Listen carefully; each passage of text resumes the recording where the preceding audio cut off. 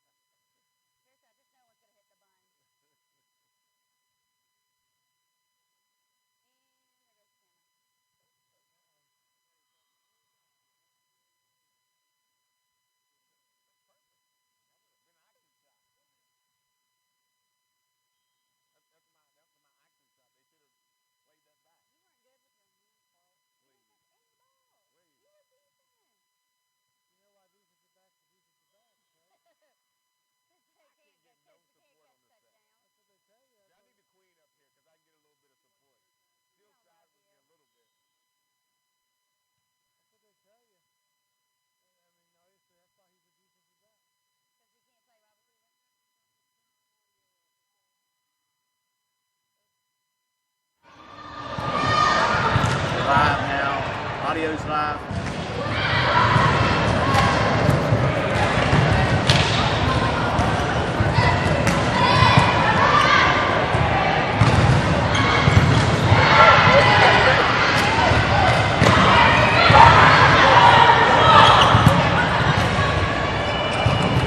We are inside this week for the IOGA Energy Speaks Pipeline Sports Report. We're in the Charleston Civic Center Coliseum for a volleyball showcase. Volleyball showcase weekend. It's not the state tournament, but it's a preview of the state tournament, which will come up in a couple of months.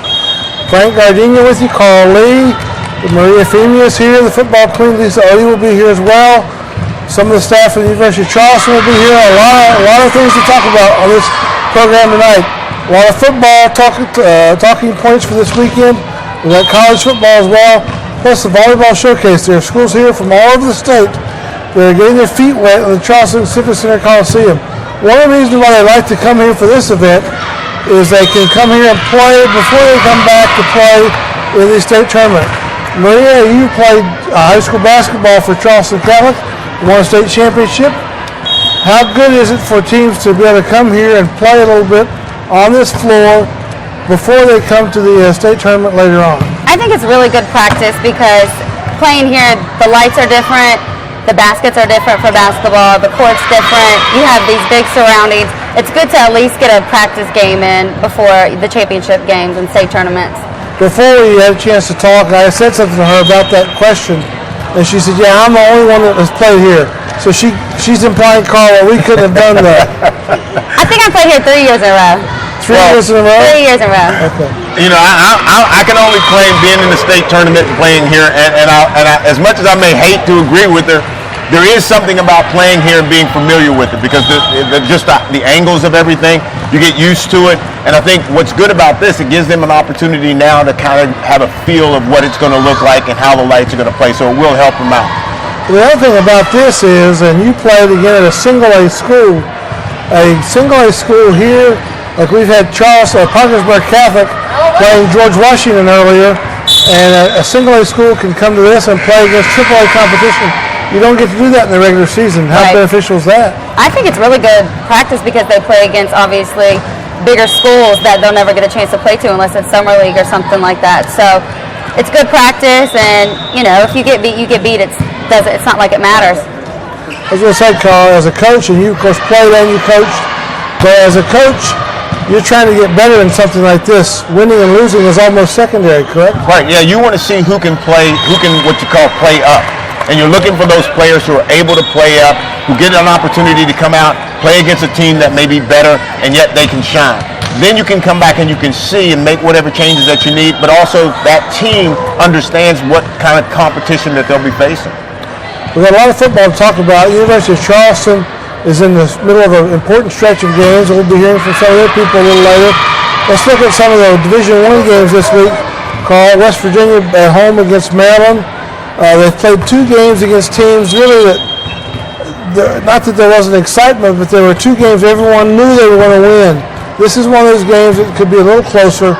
What do you see this weekend in Morgantown? I think, they're going to have to, I'd like to see them get out early, get on the scoreboard really quick, maybe in the first series, or stop Maryland on the first drive, just because this will give them confidence, because right now the confidence is riding high. I think what could shake them right out of the box if something happens and Maryland gets on the scoreboard, or shuts them, gets them 3 plays and out, get the ball, go down and score. Now you got everybody questioning, everybody wondering what's going on. So to me, I'd like to see them get out to an early start. I don't think this game will be as close as other people think. I think West Virginia, their secondary is outstanding. Maryland wants to throw the ball. The receiving corps is very young, and I look for West Virginia not to win big necessarily, but they'll win comfortably this weekend at home against Maryland. Now Marshall's on the road. They're at Kent State. They lost a couple of weeks ago at Ohio, a MAC opponent on the road. This Kent State team is not as good as that Ohio team though. No, and I think what's good, Marshall kind of feels now comfortable with the new quarterback. Although that game played well, I don't know if you can really rank him. I think it's the same thing when you're talking about WVU and Maryland. You hadn't really been tested as far as how good he will be under a team that will maybe press them a little bit more. Again, Kent State may not be that team, but at least it's going to be up a notch. We're here in the Civic Center Coliseum, and you can see live action behind us. And Maria just reached to knock the ball away. We could get hit by a ball. If we do, I can guarantee you I'll be the one who gets hit. My big melon head will get hit. Carl's got that little head over here. He'll be fine. Well, being the only athlete on the show, I may be able to actually catch the ball, see it, catch it.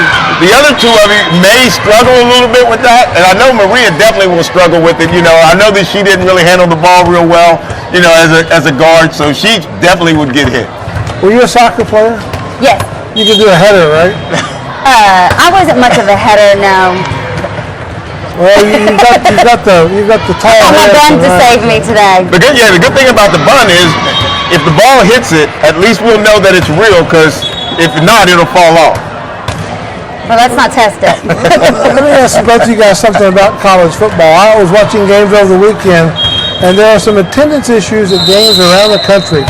There's so many games on television now. Some people feel the sport might be overexposed a little bit. Are you as big a fan as you used to be of college football?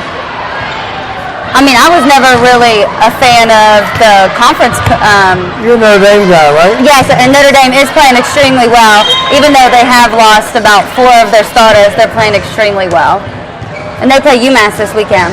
I think people are bigger fans of college football than they used to be, but it's so easy now, Carl, to watch games on TV, and you can see a lot of games that I'm not sure people are going to games as much as they used to. Plus, it's expensive to go to games. Yeah, you start talking about $400 or $500 on a trip for even a home game. If you're going to, say, WVU, going to Marshall or whatever, you could find yourself spending $300-400, and it could very well be on TV. The other thing about this, I think college football has to take a look at is nobody wants to see you go play a team that you know you're going to beat. Nobody wants to go pay. I mean, you look at Marshall. You got Purdue the first week, largest crowd ever. You come back, You go to Ohio, and then you come back, and you've got a team that you probably have paid to come play. Nobody's gonna.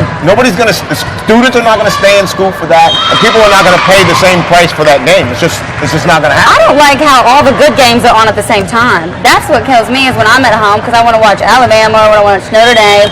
It's usually all the good games are kind of on at the same time. It's kind of tough to watch them all. That's why you have the remote, right? But still, back and forth is hard. What's happened to college basketball is people are dropping off attendance in college basketball and have been for several years because of the TV games, and the start times have gotten later. The TV controls the start times.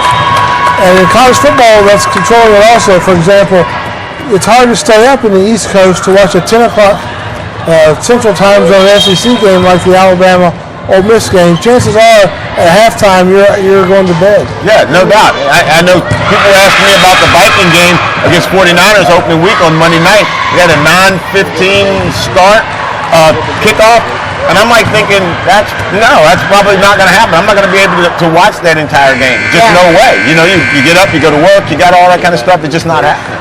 Especially since you're not playing. Exactly. I mean, if you're a Viking fan, you're thinking, well, if Carl Lee was playing, Tommy Kramer, I might stay up. But now, it's just, I was excited. You know, and I like the idea of what you said about overexposure. And I think sports has to be really careful about that because I think they can run themselves because they're chasing TV dollars, obviously.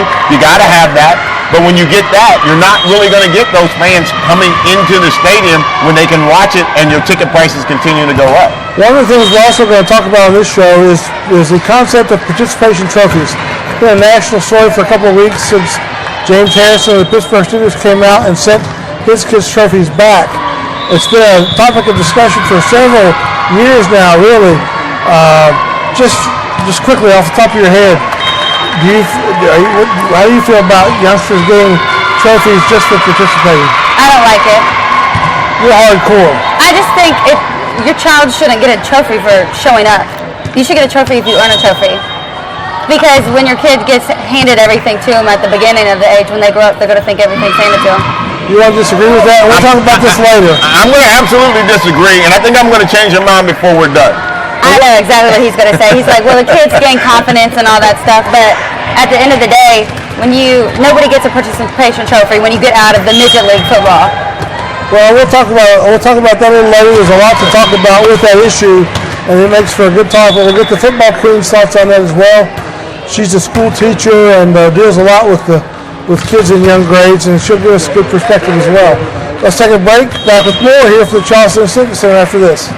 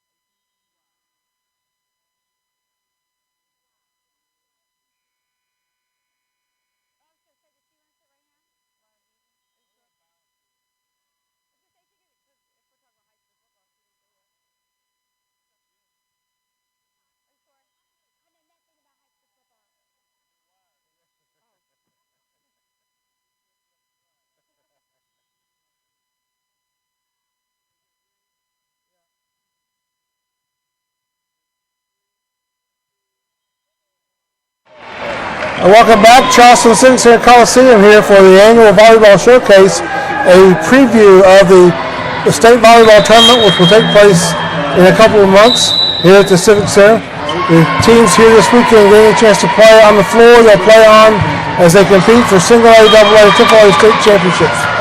Frank Gardenia, Carl Lee, and Lisa Odie with you along with Maria Fenia on the IOGA Energy Speaks Pipeline Sports Report, also brought to you by Thomas Health Systems and Middle General Stores. We're talking about the concept of participation trophies in sports. And we know how Maria feels. She feels pretty strongly that youngsters should not get trophies just for participating. Carl, you disagreed a little bit on getting a trophy when you participated at a young age in a youth sport. Tell us more. I think the biggest piece of this is if we look really closely and we start talking about participation trophies, what you'll see is you get a Letterman's jacket in college and in high school for participating. You get it, no matter who you are on a Super Bowl team, whether you are a starter or a player, you get a ring. And I think the biggest problem that we have is that that we're using the term trophy. If we took trophy out of it, back in our day, you get a certificate of participation or a medal or something. And now because it's a 3-inch trophy that's plastic, the kids have already done the work. You know, and every kid wants to win a championship. Every kid wants to be in the playoffs. Every kid wants that title. To say that we're spoiling them, we may coach them too lightly and spoil them. But I think more than anything, if you spend 12, 13, 14 weeks out as a 5-year-old, you have to give them something. And they're not satisfied or just like, oh, I'm happy I got a trophy. They're still wanting to win a championship. They see the difference in the trophies. I want to get the thoughts of Lisa Odie, the football queen, who is also a school teacher of youngsters and at the grade school level.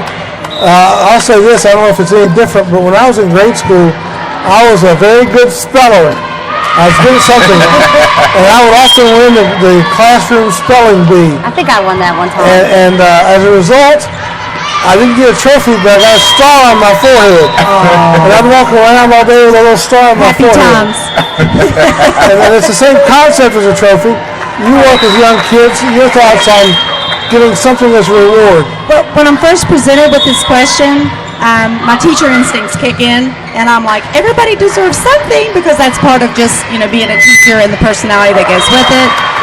For me, it's not a black or white issue. I think it's a gray. I'm kind of with Carl. I think you got to look at the age range. I think 12 and under, you don't want to squelch the desire to play a team sport. All children at that age level develop differently. Some children are going to be a little further ahead talent-wise and skill-wise than others. It doesn't mean later in life that they're going to be, not good at what they're doing now. And so to not give them anything for going out there and putting out the effort, which is a much better word than participation for me, an effort trophy, because that signifies going out there and doing the work, whether or not you're at the elite level that you want to be, you're putting in the work. Here's my bigger issue. I think the concept of giving out rings has gotten too overblown. College bowl teams will go 6-6 and go to a bowl game and win and be 7-6, and they'll give each other rings for being 7-6.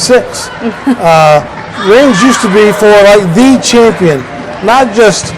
I'm not even sure the high school teams should get rings. I'm talking about Super Bowl champion, World Series champion, NBA champion. Those are what I think of with rings.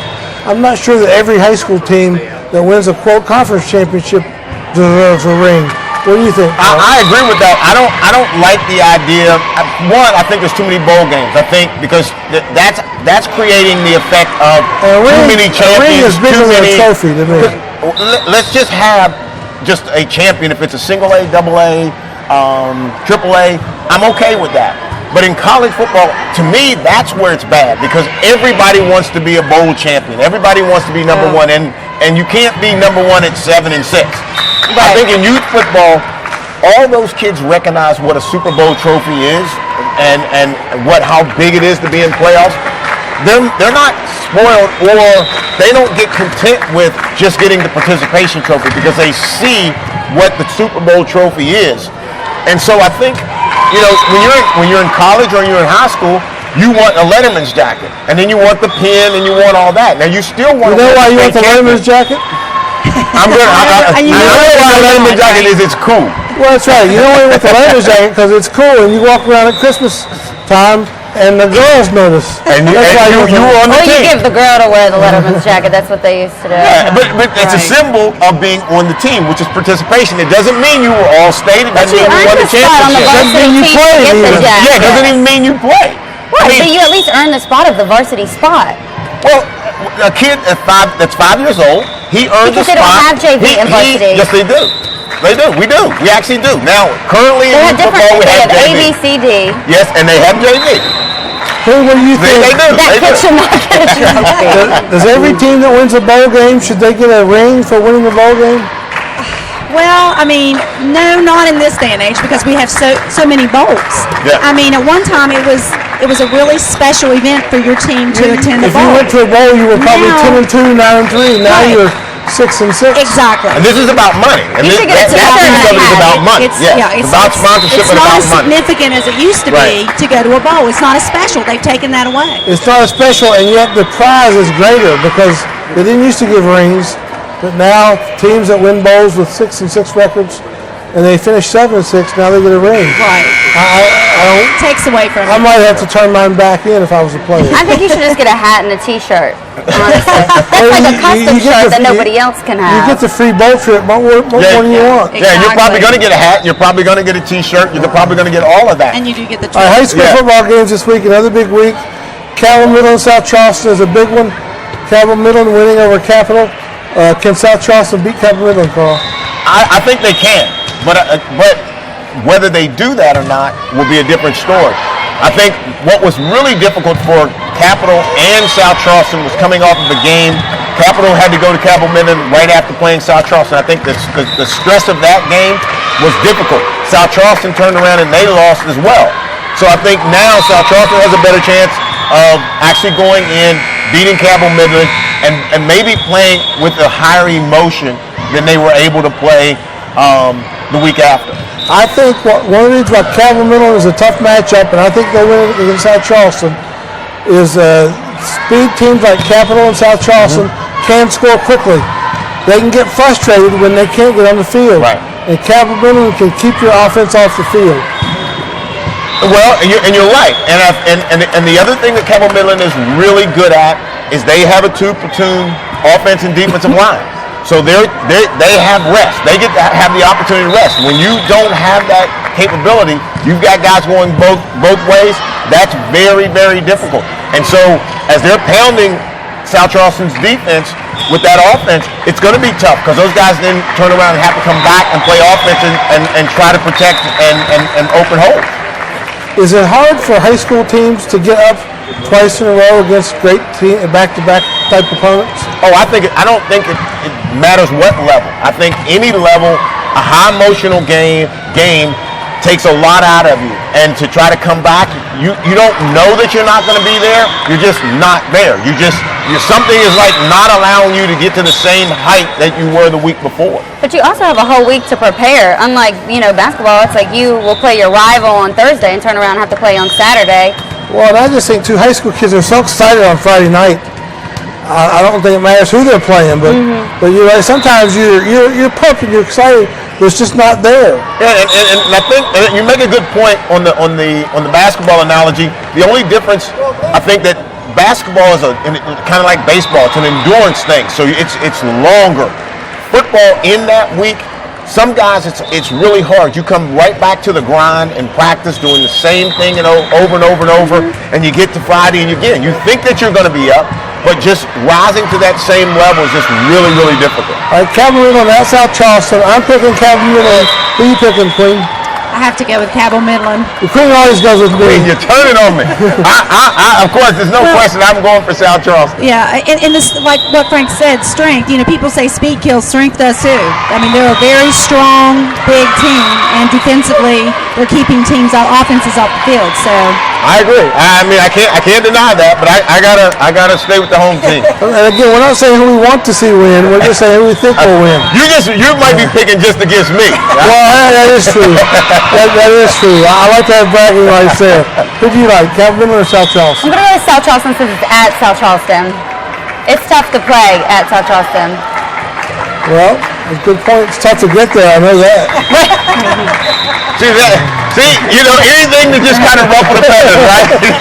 It's because they don't have that statue. See, if they had that long overdue Carl Lee statue there, you could say just turn right at the statue, but there isn't one there. You know. So I just appreciate that Maria sided on my side this time. So I'm just going to settle with that. let's take a break. We'll be back with more here after this.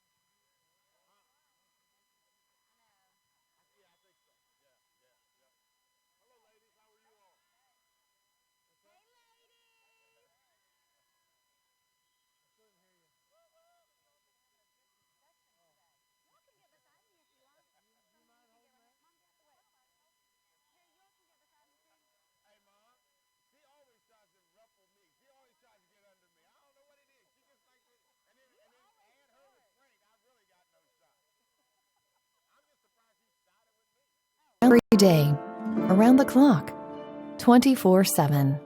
Hundreds of Thomas Health System doctors, nurses, and staff are focused on making quality care and wellness our utmost priority for you and your family.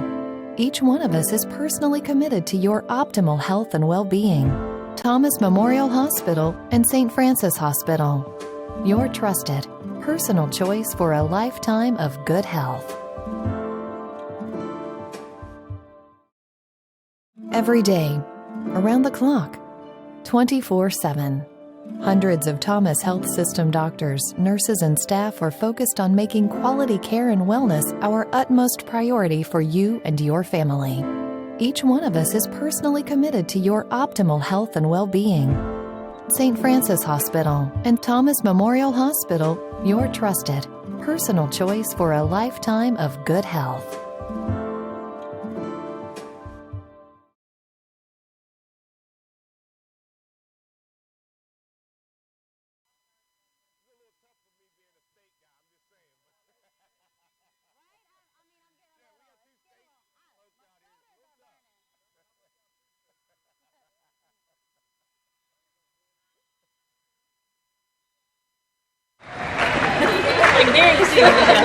We have a very large contingent of folks here now at the Charleston Civic Center Coliseum for the IOGA Energy Speaks Pipeline Sports Report.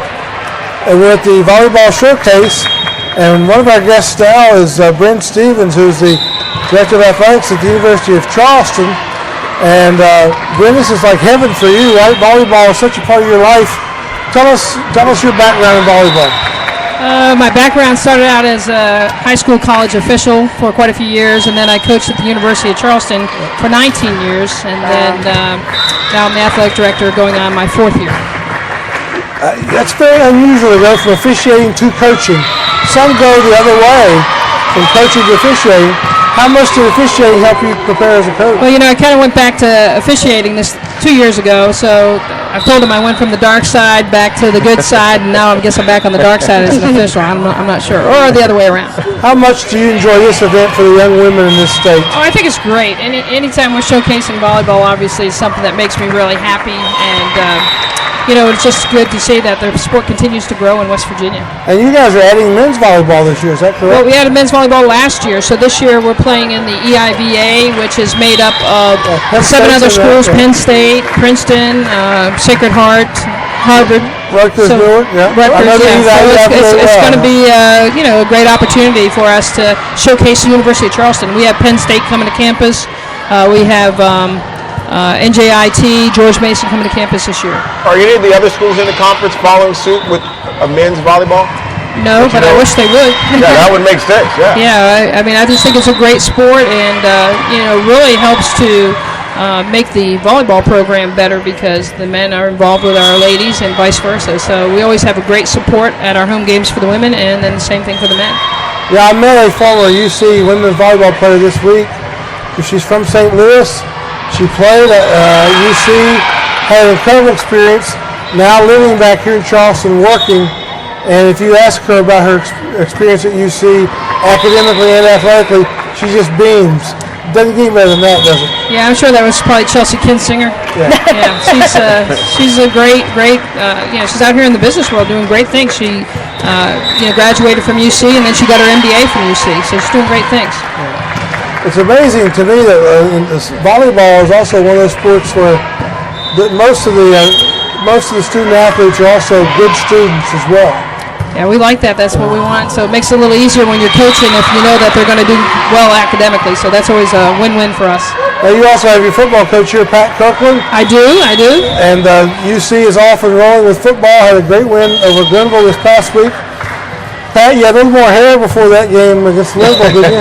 I think I got the best football coach in the conference. I'm going to pass this mic over to him. I appreciate it. Yeah, it was good to get a conference win over a good Glenville State team, but it was a little closer than I anticipated coming down to the end, but we're glad we pulled it out, made some plays in the end of the game. And you have West Virginia State coming up next. Used to be a team you didn't have to worry about because you could out-coach the other guy. Now, he said I'm used to it, Coach. Don't worry about it. No, it'll be a big game. John Anderson's done a tremendous job just kind of getting that program rolling. We're at the point now where they're 2-1. I think offensively in 2 of those games they've scored over 50 points a game. Got a lot of talent, so it's a big test for us. Not only is it a rival game, but it's a conference game. So, we've had a good week of preparation leading up till Saturday, and we're excited to get it going. Do you know anything about what's making that offense go? I'm sure you've had some film work. What's kind of making that offense tick? Because that's been something that State has struggled with, having offense for a long time. The number one guy that jumps out at you offensively is Matt Kinnick, the quarterback. 3 games, he hasn't thrown an interception. He makes great decisions pre-snap, so it forces us to do some things disguised and wise, but he's definitely the guy that makes that offense go. Now the UC cheerleaders are here. Will you guys go to the game on the road this weekend? Is that in the budget? Yeah, we'll be there. It's a short trip. We're looking for all the support we can get. Absolutely. Give us a cheer that we might see at State this weekend. Let's go, Eagles! Let's go! Let's go, Eagles! Let's go! Let's go, Eagles! Let's go! Let's go, Eagles! Let's go! Nice basic cheer. There you go. It was a little tough to take. Don't take me as a State guy. Yeah. A little tough for me to take, but I had to handle it. It's all good. Well, you can pretend they were cheering for your high school team. Yeah, there you go. Yeah. So, tell us about the conference this year from a football standpoint. Last year was a big year. Concord went deep in the playoffs. How much did that help the perception of the league nationally? I think top to bottom, the Mountain East Conference is getting better each year. There used to be the teams that were here and down here, and now everybody's got the resources that they're dedicating to football. And each week, if you don't prepare extremely well, you're going to have a tough time with it. And that's the thing you're finding each week. Teams are, it's a toss-up. So got to emphasize your players, the importance of preparation. Has the league got to a point now where local kids are really starting to say, oh, I do want to go to UC, I do want to go to State? Have we gotten to that place? Because I know the times when I was at State, it was like trying to convince them to stay home and play. Has that changed much? I think now more and more we're getting local players to the football games, and they're seeing our guys and looking at the level of talent that's out there and saying, wow. And when you tell them the numbers, I think last year the Mountain East Conference had 10 or 12 individuals getting NFL camps. And when you say that to a young person growing up, that's important. They see that. And you're seeing on much more and more rosters each week, West Virginia guys being on those. That's a good thing. Vern, just overall, tell us about division. I thought sometimes people underestimate how good you have to be to play at the Division II level. Do you agree with that? I agree 100%. I think it's the best destination, really, because I think it's a true balance of athletics and academics. I think that's really important. But I say, when we're looking at our teams and they're competing in their off seasons against, the Marshalls and Radford, they'll go down and play those teams. They're doing very, very well. Our softball team this past weekend played at OU's tournament. So not going to play them in season, but in the off season we have an opportunity to play those teams, and I don't think the level's really that different. I think Division II is a great product, and I think that I'd like to see the community embrace us more with that. Well, Division I has become more and more about the finances and the money and the television and those type of things, and a little less about the student athletes sometimes. And that happens when money gets bigger, I think. Yeah, I would agree, and it's a lot for someone that's 18 to 22 years old to go to class, to really practice and compete in their sport, and then try to have some kind of a social life and really get to grow up while they're there in college. So I think it's very important that we give them that time, and that's what D2 does. So it's a great destination. I had a conversation with a dad just yesterday about this very point. He didn't want his kid to go to a D2 school. He'd gone to a school as a walk-on, and that didn't work out. And he didn't want him now to go to a D2 school. He just wanted him to go get a job. He said it wasn't worth it. And I said, the experience he's going to get at a D2, he's going to be closer to the players. He's going to be closer to the coach. He's going to be closer to his teachers. He has a better opportunity to actually build a life around that than he ever would have done at a Division I. Now, everybody likes Division I. But I have to agree. Everybody likes the label. Yeah, they like the label of it. Parents getting to a point they love that label. But when you really start talking about having a connection with the university as a player, as a starter, or even a guy that's just a backup or a young lady that's a backup, I think the D2, D3 levels are much, much better in creating that home atmosphere. And I think, you saw that last weekend when Pat played, Glenville State. I mean, it was two teams, competing, and it was great football. Yeah. I mean, I don't think anyone could have been at that game and not received everything that they wanted. So it was truly really good football. The other thing that, we have our game on October 1st coming up with Concord University, and it's the Division II National Game of the Week. And I think it's so important that we get the community and people to come out there and support us because, again, as you mentioned, Concord last year, they were in Final Four. Very good program, and our program, I feel, is excellent as well. So, again, hopefully an opportunity for us to showcase what we're doing over at the University of Charleston and, showcasing this great coach I have next to me. Sometimes I think, and Pat, you can react to this if you would, I think that the teams in this league or the conference overall doesn't get the respect nationally it deserves. Maybe not as many bids, that type of thing. Is that changing now in football a little bit, you think? Absolutely. I think it's a good case in point. October 1st, having a game that's going to be nationally televised, the ability to not only showcase the University of Charleston, but the city of Charleston on a national level is just a great opportunity for everybody. And I think when people view this, they're going to say, hey, this is good football. There's great players, great talent. It's exciting to watch. And I encourage everybody to come out to the game on October 1st. It's a Thursday night, and hopefully we have a great atmosphere. Well, I lived in Pennsylvania for 18 years. I was around the PSAC. Yeah. And I know that the PSAC would look at the old West Virginia Conference and kind of turn their nose a little bit. But yet, when they play teams from here, you look at the scores, they're pretty even. Or last year, the Mountain East did. I think Concord had a couple of wins against PSAC teams. They did. In the playoffs. Yep. I'm not sure that the league gets the respect it deserves. Well, I think when you look at the playoffs the last couple of years, the Mountain East has had success against the PSAC and other conferences in this area and within our region, so people are definitely taking notice from that standpoint. Well, West Lib used to be really good in football, 3 years ago when they were on they were on TV for something because they were outstanding, but now look at them. Now they're kind of in their struggling points kind of a little bit. Football programs. Yeah. You're going to have your up and downs. Your goal is to try to stay consistent, and that's your number one effort. But everybody's going to have some years where sometimes you get some injuries, things happen. You hope they don't, but You'll find the Mountain East Conference is just really, on a national level, it's gotten really, really good. And each week, I think the teams that you're seeing are pretty even keeled with what you're seeing talent-wise. And adding men's volleyball, like UC has done too, gives them another sport to try to compete in at the national level to get more notoriety. So that'll be exciting as well. Yeah, I agree. So we have 21 sports at the University of Charleston, and we want them all rocking and rolling. So that's great. Men's soccer last year was what, second in the country? They were second in the country. Right now, they're the number one team in the country. So our men's soccer team is actually number one in the country by the National Soccer Coaches Association. Wow, that's pretty special. If people act like, well, that's not, you don't just roll it out and do that. I mean, that's a tremendous effort. So let's take a break. Back with more at the Civic Center after this.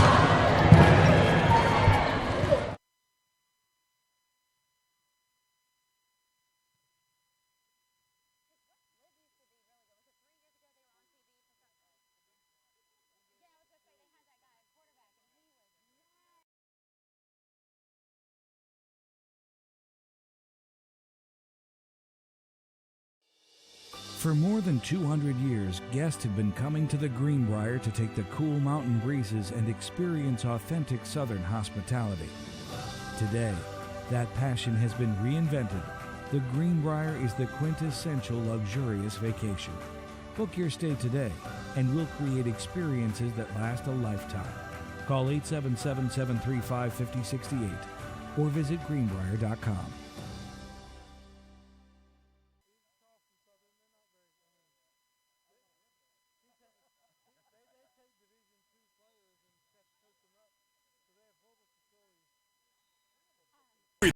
Sports. The action is at Collectibles, etc. Sports, collectibles, and more are here. Over 100,000 items in a great location at the Nitro Marketplace. We are your WVU merchandise and apparel connection for men, women, and of course, kids. Mini helmets, full-size helmets, t-shirts, hats, blankets, and hoodies with your favorite sports team logo. We have it all for the sports enthusiast and for the whole family, too. Take the Cross Lanes exit and drive up to the Nitro Marketplace. Also find us online and on Facebook. There's never an off-season at Collectibles, etc.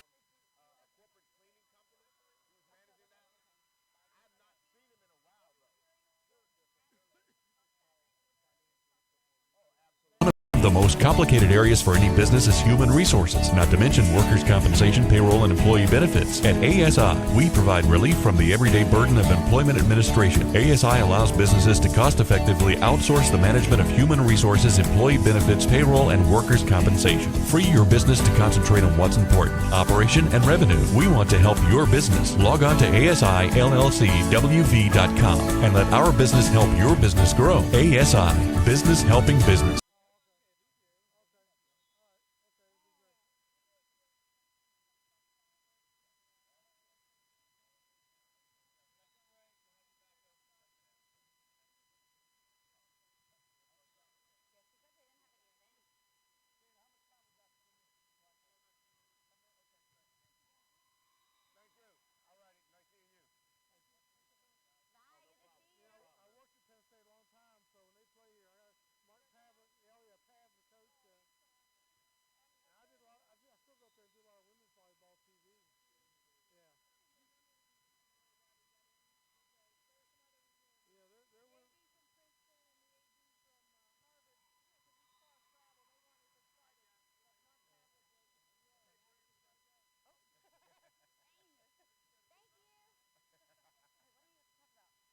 What are we on? All right, welcome back here to the volleyball showcase at the Charleston Civic Center.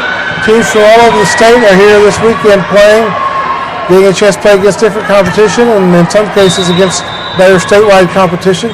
While the IOGA Pipeline, Energy Speaks Pipeline Sports Report, brought to you also by Thomas Health Systems and Little General Stores. Frank Gardenia and Carl Lee with you, Maria Feeney as well. And we're talking about the action, the composition here. And Carl, again, the benefits of playing against better teams than you might see in the regular season have to help you at this time of year. It absolutely does. And it prepares you. It kind of allows you an opportunity to see what you need to correct. And I'm actually overly impressed by the athletic ability of the young women playing volleyball. I mean, the ability to jump and the fearlessness of diving on the floor, which I'm certain that Maria never played volleyball because I can see her being a little too girly for that. But it's really a unique thing when you watch it and you get right down here on the floor and you watch them participate in this. Well, I would think volleyball would be a good mix with basketball, at least for post players. You want a post player, but just to move and be athletic along the net.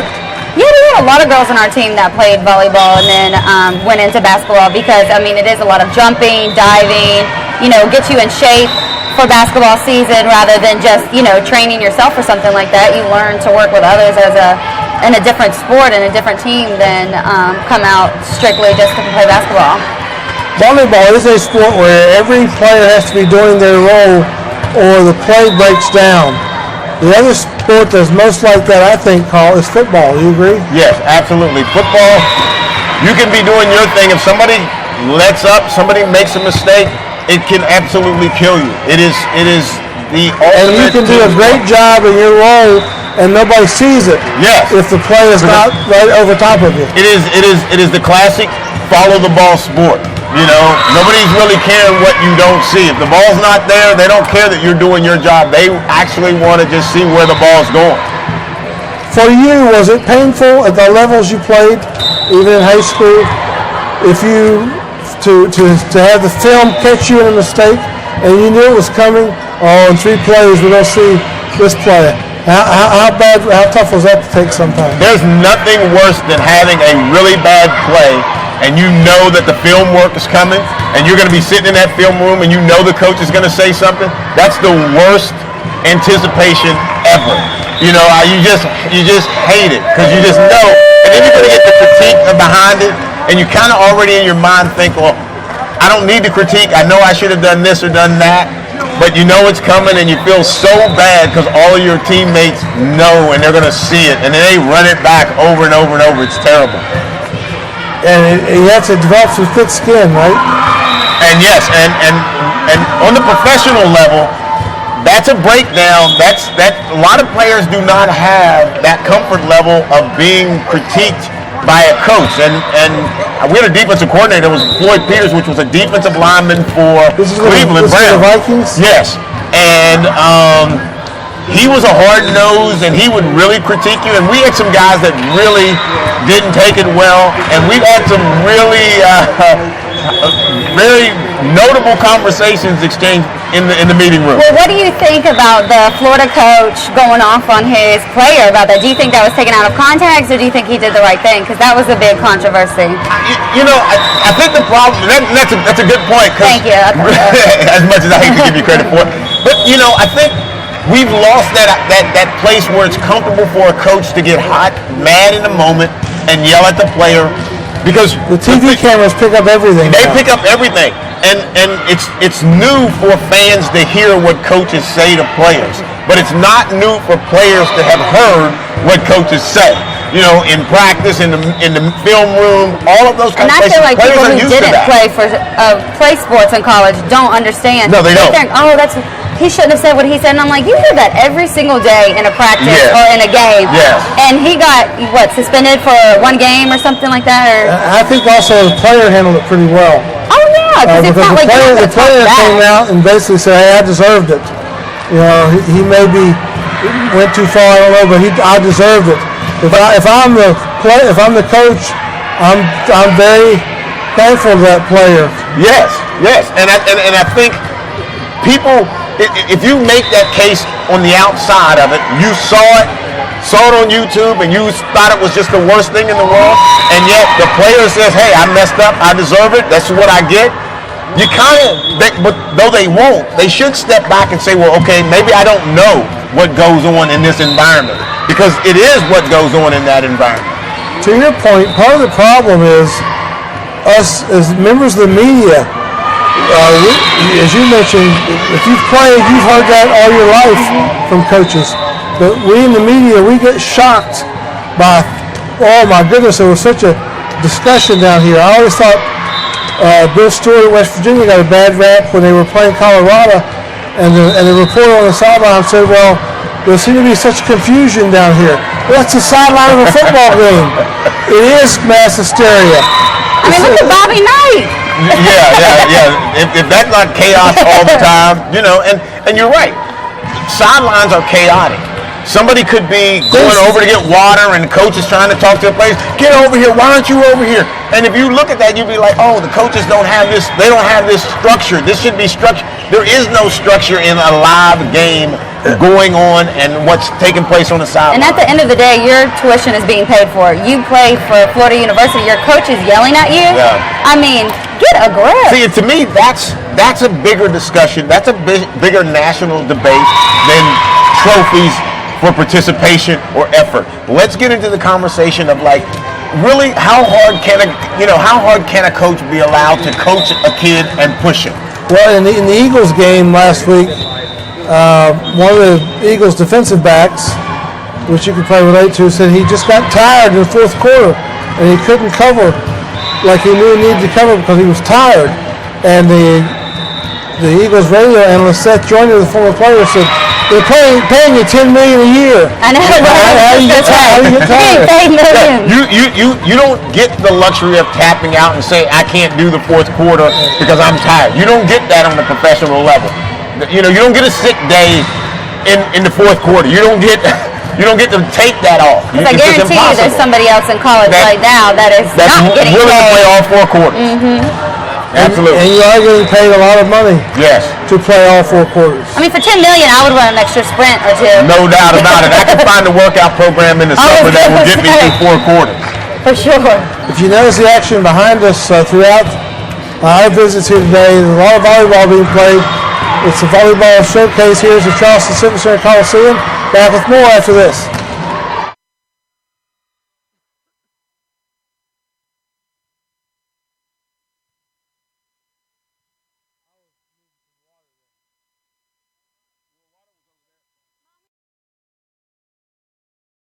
Coach Bob Huggins here at your local Little General store. As I travel this great state, it's nice to know that almost anywhere I go, there's a local Little General nearby. So the next time you're on the road, look for the Little General sign and tell them Hugs sent you.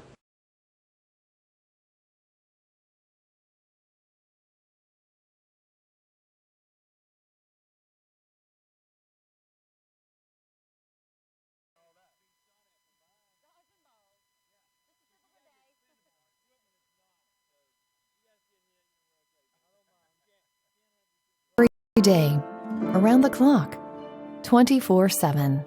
Hundreds of Thomas Health System doctors, nurses, and staff are focused on making quality care and wellness our utmost priority for you and your family.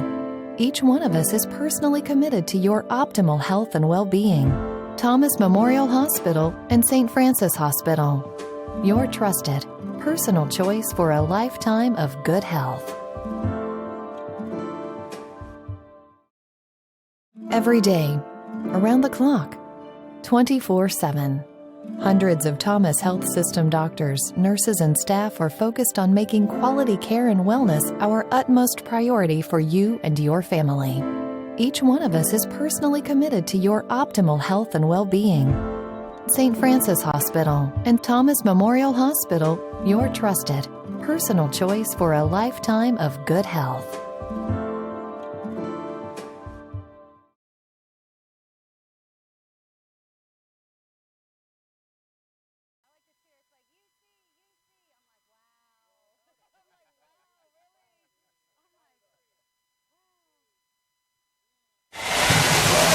All right, we have a lot of company here. The UC cheerleaders are back with us with the volleyball showcase at the Charleston Civic Center here on the IOGA Energy Speaks Pipeline Sports Report. Also Thomas Health Systems and Little General Stores. And with us, Pat Kirkland, also the football coach at the University of Charleston. And Pat, not to look past other games, but you guys have a special weekend coming up when Concord comes to Charleston to play. Tell us about that if you can. Yeah, we found out this past summer that October 1st, Thursday night at UC Stadium, our game against Concord would be the National Game of the Week, Division II, aired on ESPN3. Be a great opportunity for everybody in the community to come out and support the University of Charleston. And it's nice that the university, the city of Charleston, is going to get really the stage on the national spotlight, and we get a chance to show everybody what a great city and university we have. You know, I have said for years, and I really believe this, we could host the D2 National Championship here. We have the facility. Your stadium is as good as any in the country. It's played in Florence, Alabama, I think, or was for many years. Weather here in mid-December is not bad. Marshall had the 1AA championship game forever. That weather was usually fine. We could do that here. Absolutely. I think it's very accommodating. We've got an airport, and we've got a tremendous stadium that seats over 18,000. So I think it'd be a great idea if you want to get, I'm ready. Let's go. Working on that, all right? We're putting ourselves to the committee here. Hopefully University of Charleston can get in that game. Well, and you need a school to sponsor you, to kind of drive it. You need a sponsoring school. We have that. Sure. We have more than one. We've got a couple of schools around here that can help sponsor that, push for that. Well, we're really blessed to play in the city of Charleston, where I think it's just it's a great atmosphere. It's a city that loves their football, and I can't tell you how excited I am that on October 1st to able to be on that national spotlight, highlighting the university, the city, the Mountain East Conference. It's just a tremendous opportunity. Now, you've coached at the Division I level. I know the paychecks can be bigger, but what's rewarding to you about the D2 level? I think here, you'd be amazed how many phone calls I get towards the end of spring from not just local business owners, but friends and people that I know that are in the professional, workplace that call me and say, "Who do you have graduating? I've got this opportunity," because they know if they've made it through 4 years of college football and done well academically, that they've got the character, the traits they need to be successful in their professional endeavors. Accountability, responsibility, time management, teamwork.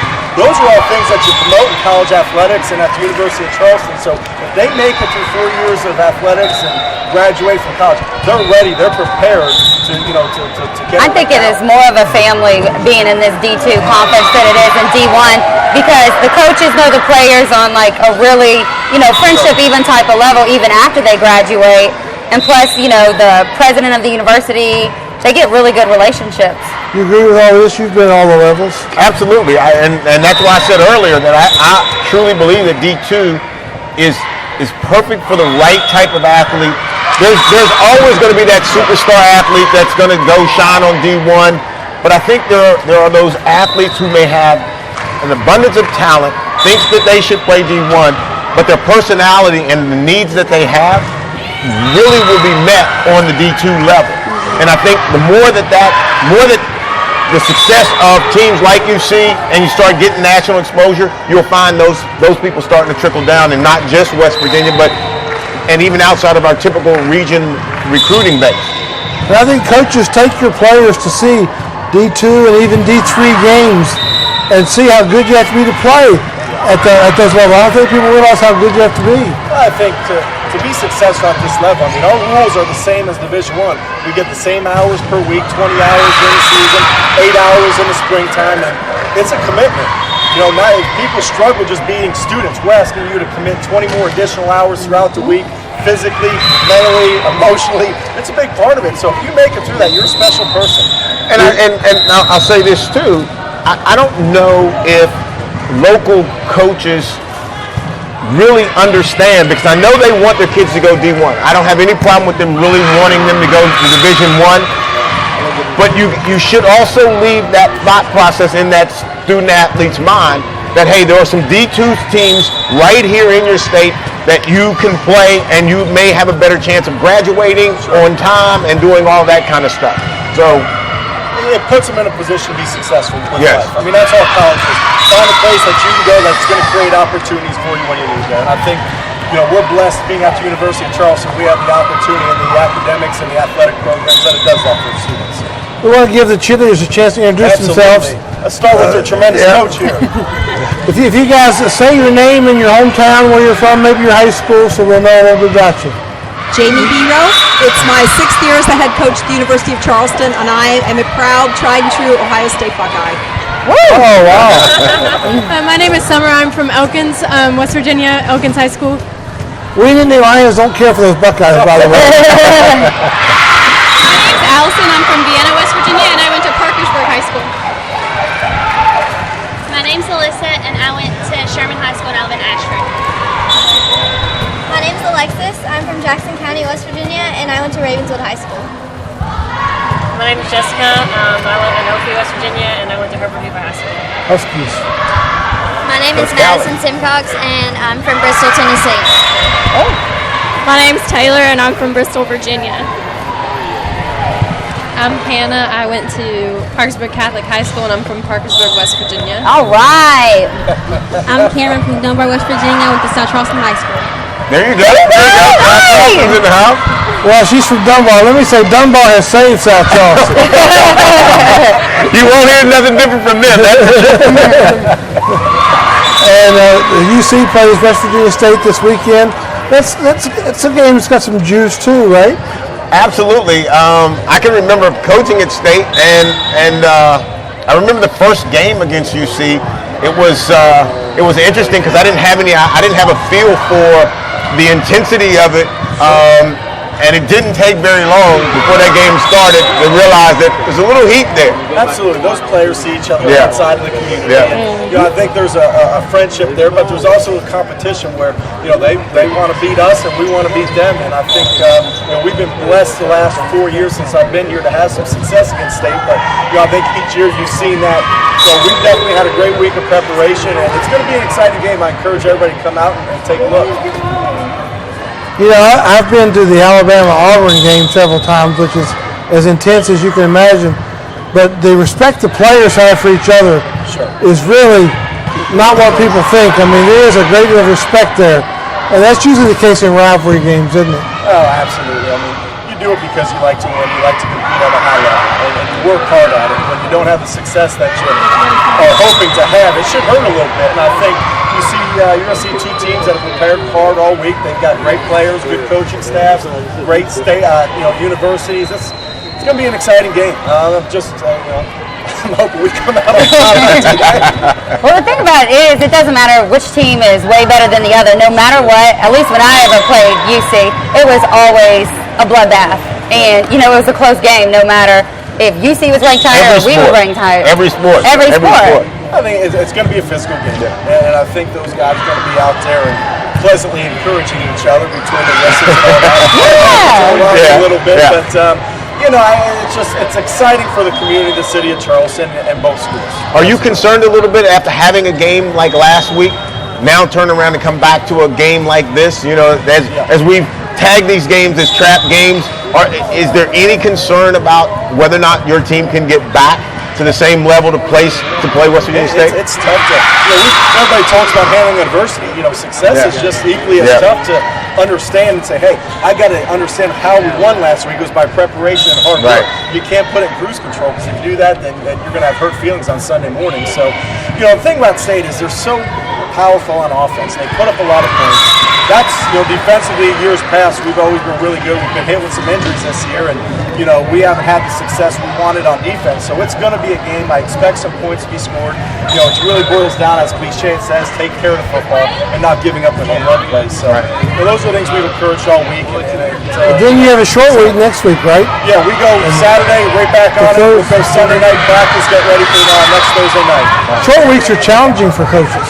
Oh, challenging for everybody, players, coaches, health-wise, preparation-wise. So, both teams have to do it. We understand that it's going to be hard work, but we're excited about the opportunity. All right, we're just about done here. Real quick, West Virginia, Maryland, who are you picking? WVO. I'm going to go with the Mountaineers 37-17. What do you think? I'm going to go Maryland. Maryland? Yes. All right, Marshall, Kent State. I'm going to go Marshall 41-7. I'm not going to give a score, but I'm going to say Marshall. Okay. Marshall big. Yeah. What do you think? Marshall. Big? Big. Big? Okay, we'll see. All right, we are done here at the Charleston Civic Center Coliseum. A lot of action going on all weekend at the volleyball showcase. Thanks for being with us. We'll be back again next week. So you're going to say UC or State? I was going to say UC or State.